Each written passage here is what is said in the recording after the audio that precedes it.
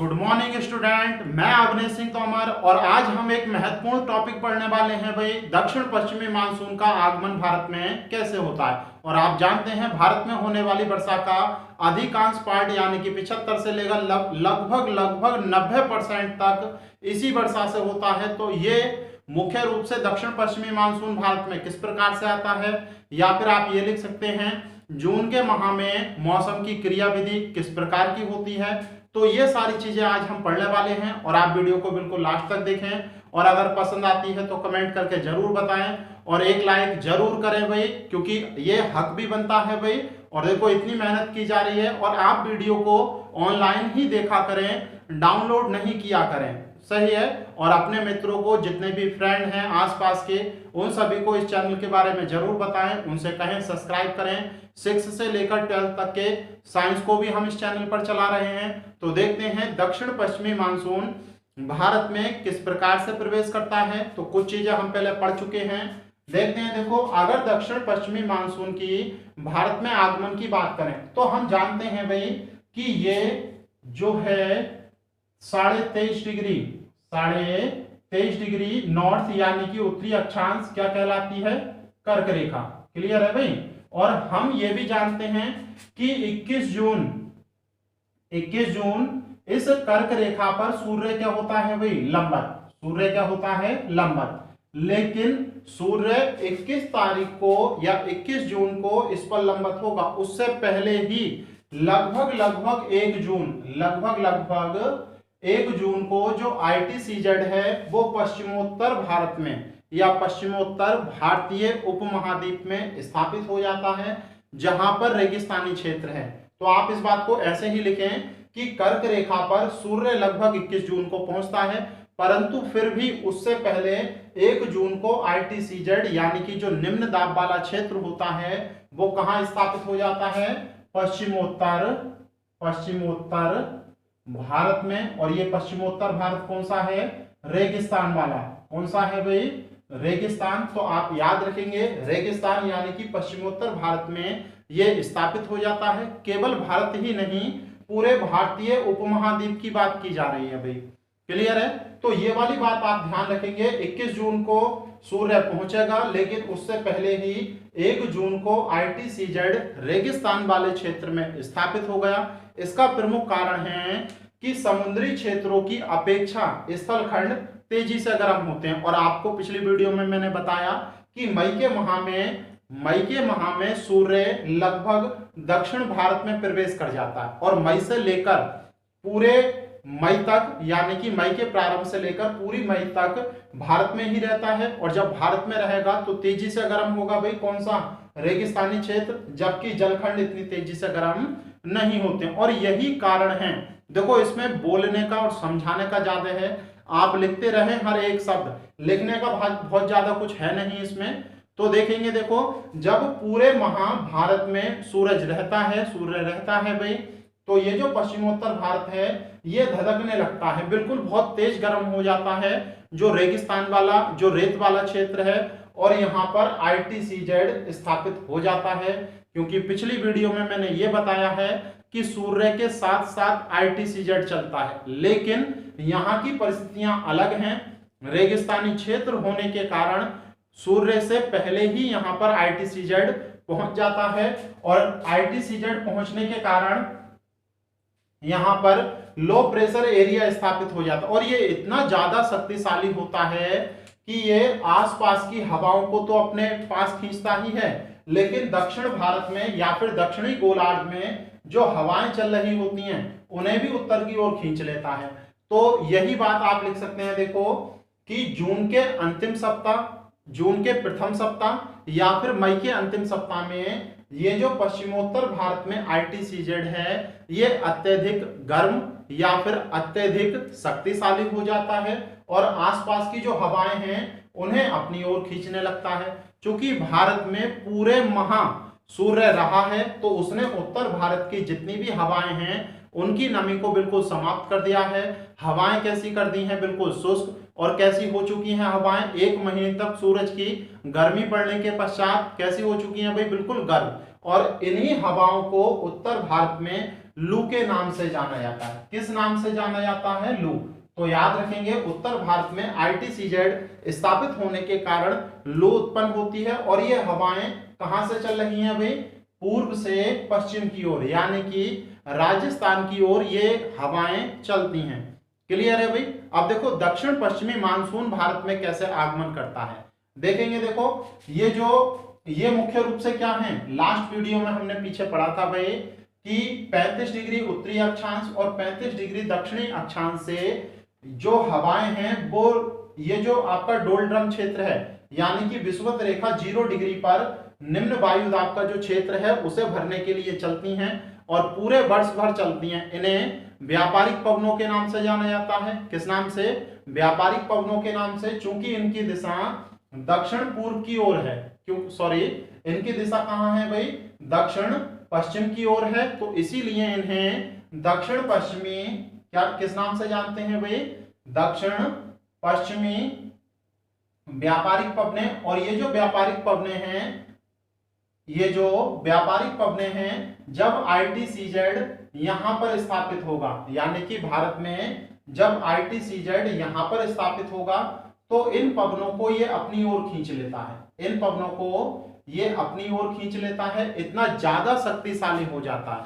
आपको याद रखना है कि जून के प्रथम सप्ताह या 1 जून को ITCZ इतना ज्यादा निम्न दाब और शक्तिशाली हो जाता है कि ये दक्षिणी गोलार्ध में चलने वाली जो दक्षिण पूर्वी, मैं लिख देता हूं देखो, इन्हें दक्षिण पूर्वी व्यापारिक पवने कहते हैं। किस नाम से जानते हैं? दक्षिण पूर्वी व्यापारिक पवने। और इन दक्षिण पूर्वी व्यापारिक पवनों को उत्तरी गोलार्ध में खींच लेता और उत्तरी गोलार्ध में ये मुख्य रूप से कहां पहुंच जाती हैं? अरब सागर में। जब ये अरब सागर में पहुंच जाती हैं तो अरब सागर से कहां की ओर खींच ली जाती हैं? ये ITCZ द्वारा पश्चिमोत्तर भारत में खींच ली जाती हैं। क्लियर है भाई? इतना आप समझ रहे होंगे। तो इसी लाइन को लिखेंगे देखो कि 1 जून को ITCZ अत्यधिक शक्तिशाली और तीव्रगामी होने के कारण यह दक्षिणी गोलार्ध में चलने वाली दक्षिण पूर्वी व्यापारिक पवनों को आकर्षित करता है और 1 जून को ये आकर कहां टकराती हैं भाई? ये टकराती हैं केरल के तट से। कहां टकराती हैं? केरल के तट से टकराती हैं, या फिर इसी को हम क्या कहते हैं? मालाबार तट।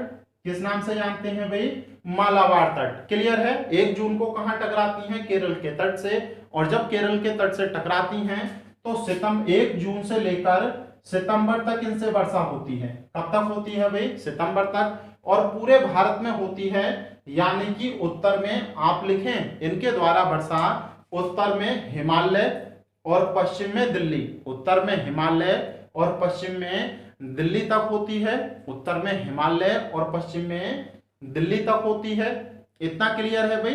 तो याद रखना है इस बात को। इसके बाद में देखो दक्षिण पश्चिमी मानसून अब भारत में आ चुका है। कब आ चुका है भाई? 1 जून को। और 1 जून से कब तक रहना है? सितंबर तक भारत में ही वर्षा करेगा। तो अब भारत में रहने वाले दक्षिण पश्चिमी मानसून के बारे में पढ़ते हैं। क्रिया विधि हमने पढ़ ली कि किस प्रकार से भारत में इसका आगमन होता है। भारत में आगमन हो चुका है। अब भारत में ये वर्षा किस प्रकार से करेगा ये आपको समझना है। क्लियर है? तो देखेंगे, देखो इसके द्वारा भारत में वर्षा किस प्रकार से होती है, बहुत ध्यान से समझना भाई। देखेंगे जब दक्षिण पश्चिमी मानसून केरल के तट से टकराता है तो ये 2 शाखाओं में बढ़ जाता है। कितनी शाखाओं में? 2 शाखाओं में बढ़ जाता है। पहला कहलाती है दक्षिण पश्चिमी मानसून की अरब सागर वाली शाखा और दूसरी कहलाती है दक्षिण पश्चिमी मानसून की बंगाल की खाड़ी वाली शाखा। तो इस प्रकार से देखो होता क्या है, जब यहां पर ये टकराएगा तो कुछ मानसून इस प्रकार से बंगाल की खाड़ी में चला जाता है और कुछ मानसून इस प्रकार से अरब सागर में। तो 2 शाखाएं हो गई। इन दोनों शाखाओं को अलग अलग हमें पढ़ना है और इस वीडियो में हम पढ़ने वाले हैं दक्षिण पश्चिमी मानसून की दक्षिण पश्चिमी मानसून की अरब सागर वाली शाखा। तो हेडिंग लिख दें, दक्षिण पश्चिमी मानसून की अरब सागर वाली शाखा। और इसके बारे में देखो एक दो बात लिखेंगे कि दक्षिण पश्चिमी मानसून की अरब सागर वाली शाखा के द्वारा भारत में होने वाली वर्षा, भारत में होने वाली वर्षा स्थल खंड की आकृति पर निर्भर करती है। किस पर निर्भर करती है भाई? स्थल खंड की आकृति पर निर्भर करती है। अर्थात जहां पर पहाड़ियां होती हैं, जहां पर पहाड़ियां होती हैं वहां पर तो वर्षा होती है, और जहां पर पहाड़ियां नहीं होती हैं वहां पर वर्षा बिल्कुल भी नहीं होती है। तो ये लाइन जरूर याद रखनी है कि अरब सागर वाली शाखा के द्वारा भारत में होने वाली वर्षा किस चीज पर निर्भर करती है? स्थल खंड की आकृति पर। और अगर स्थल खंड में पहाड़ियां होंगी तो वहां पर वर्षा होगी, और अगर स्थल खंड में पहाड़ियां नहीं होंगी तो वहां पर वर्षा नहीं होगी। इतना क्लियर है भाई? अब देखो समझने की कोशिश करो, ये जो दक्षिण पश्चिमी मानसून है इसे एक तो हिंद महासागर से नमी मिली है, इसे एक तो हिंद महासागर से नमी मिली है, और दूसरा अरब सागर से नमी मिली है। किससे नमी मिली है भाई? तो इन हवाओं में पर्याप्त मात्रा में नमी होगी, और पर्याप्त मात्रा में नमी होने के कारण उसी से वर्षा होगी। तो देखो ये नमी हवाएं छोड़ती किस प्रकार से हैं? बूंदों के रूप में, वो आपको समझना है। देखो आप ये मानकर चल सकते हैं ये कोई पहाड़ी है, ये क्या है भाई? कोई पहाड़ी, और इन पहाड़ियों पर हवाएं इधर से आ रही हैं। देखो हवाएं पश्चिम से आ रही हैं, यहां से इधर की ओर, पश्चिम से पूरब की ओर चल रही हैं। तो जब हिमालय से टकराएंगी तो हिमालय को तोड़कर, ये पहाड़ से जब टकराएंगी तो पहाड़ को तोड़कर तो आगे की ओर बढ़ नहीं सकती, इसीलिए हवाएं ऊपर उठना शुरू कर देती हैं। ये हवाएं अब कहां की ओर चल पड़ेंगी भाई? ऊपर की ओर। और जब हवाएं ऊपर की ओर चलती हैं तो उनके ताप में कमी होती है। जब हवाएं ऊपर की ओर चलती हैं तो उनके ताप में क्या होती है? कमी। और इस कमी को एडियाबैटिक, इसको ही एडियाबैटिक ताप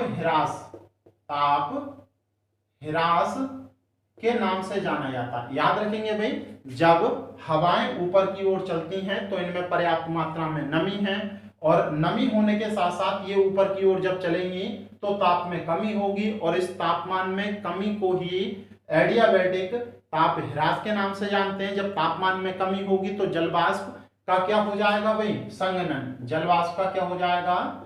संघनन। और संघनन के फलस्वरूप जो छोटे छोटे कण हैं वो जुड़कर बूंद बना लेंगे, और क्या शुरू हो जाएगी? वर्षा। अब मान लो रास्ते में पहाड़ी नहीं होती, क्या हवाएं ऊपर की ओर उठती? नहीं उठती, और सीधे ही मार्ग में आगे की ओर चली जाती। तो इतना क्लियर हो रहा है?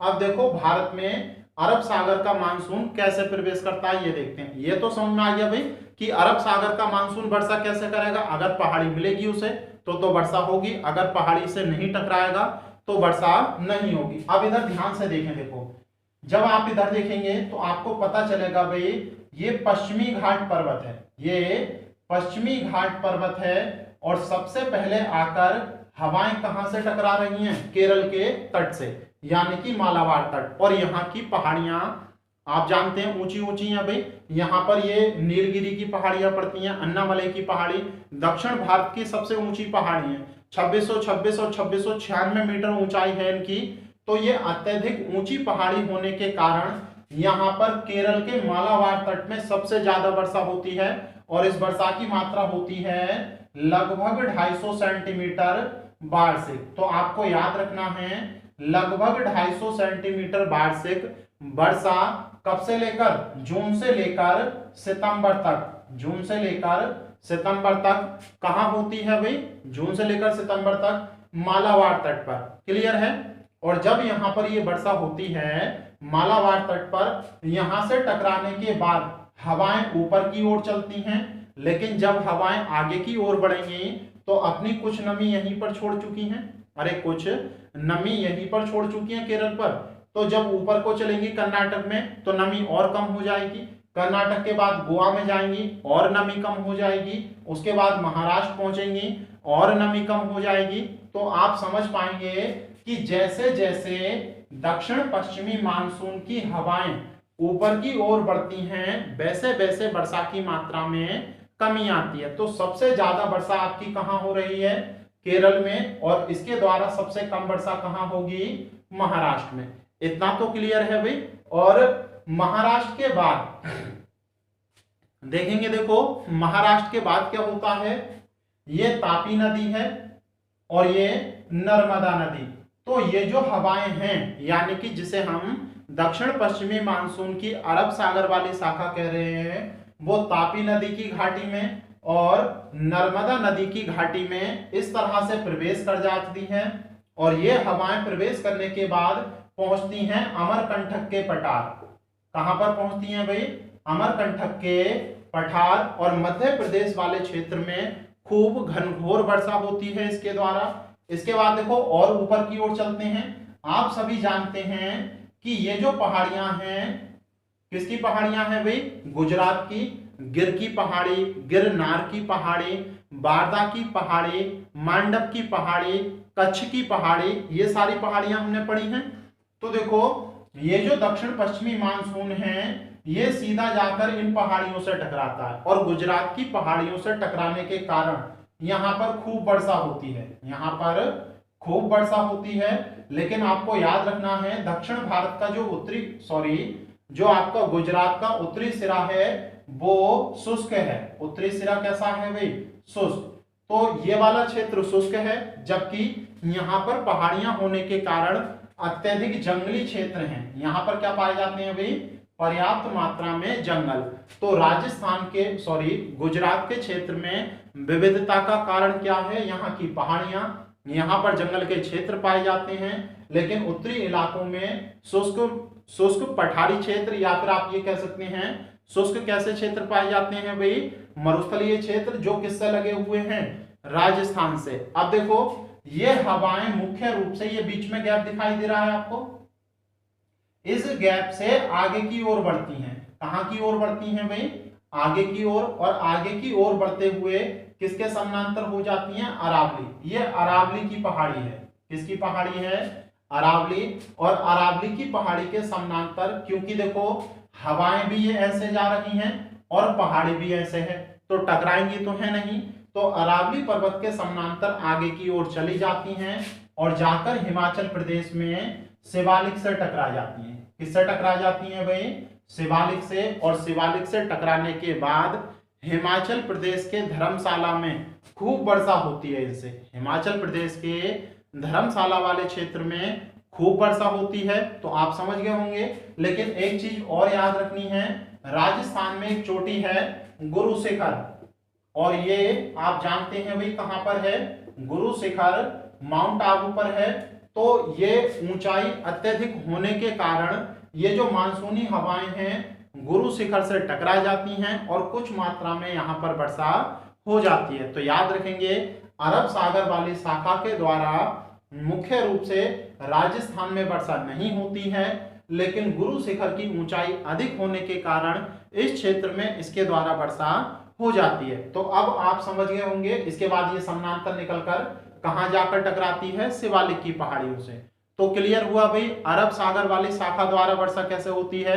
और आप याद रखेंगे जब 1 जून को यहां पर मानसून टकराता है तो उसी को मानसून का प्रस्फोट या फिर मानसून का विस्फोट या फिर मानसून का धमाका कहा जाता है। तो याद रखेंगे मानसून का प्रस्फोट, विस्फोट या फिर धमाका किसे कहा जाता है? जब 1 जून को दक्षिण पश्चिमी मानसून केरल के तट से टकराता है और केरल के तट से टकराने के पश्चात लगभग जुलाई के, आप इस बात को लिखना, लगभग जुलाई के या तो प्रथम सप्ताह या फिर द्वितीय सप्ताह, जुलाई के या तो प्रथम सप्ताह या फिर द्वितीय सप्ताह तक पूरे भारत को अपने अधिकृत कर लेता है, यानी कि अपने अधीन कर लेता है और पूरे भारत में इसके द्वारा वर्षा होनी प्रारंभ हो जाती है। तो आप इतना समझ पा रहे हैं भाई याद रखेंगे अरब सागर वाली शाखा केवल पश्चिमी क्षेत्रों में वर्षा करती है, पूर्वी क्षेत्रों में वर्षा नहीं करती है। इतना क्लियर है भाई। और कब तक वर्षा होती है? ये सितंबर तक, और सितंबर माह तक, जुलाई से लेकर सितंबर तक उत्तर भारत में भी वर्षा प्रारंभ हो जाती है। कहां प्रारंभ हो जाती है? उत्तर भारत में भी वर्षा प्रारंभ हो जाती है। तो आपको क्लियर हो रहा होगा भाई कि दक्षिण पश्चिमी मानसून की शाखा भारत में किस प्रकार से वर्षा कर रही है, अरब सागर वाली, और बाकी की बची है बंगाल की खाड़ी की शाखा, उसे हम पढ़ेंगे अगली वीडियो में, क्योंकि उससे संबंधित बहुत सारे क्वेश्चन बनते हैं। क्लियर है भाई? आप समझ गए। अगर आपको 4 ऑप्शन दिए जाएं कि केरल, कर्नाटक, महाराष्ट्र, इन तीनों में से सबसे ज्यादा वर्षा कहां होती है, तो दक्षिण से उत्तर की ओर वर्षा की मात्रा में कमी आती है। क्यों? क्योंकि पश्चिमी घाट पर्वत से टकराने के कारण उत्तर की ओर जब हवाएं चलती हैं तो उनमें नमी में कमी आ जाती है। और महाराष्ट्र में सबसे कम, उससे ज्यादा केरल में, कर्नाटक में, और उससे कम केरला में वर्षा होगी। क्लियर है? तो अगर आपको ये वीडियो पसंद आई हो तो लाइक जरूर करें भाई, और ज्यादा से ज्यादा लोगों को इसे शेयर करें। Thank you.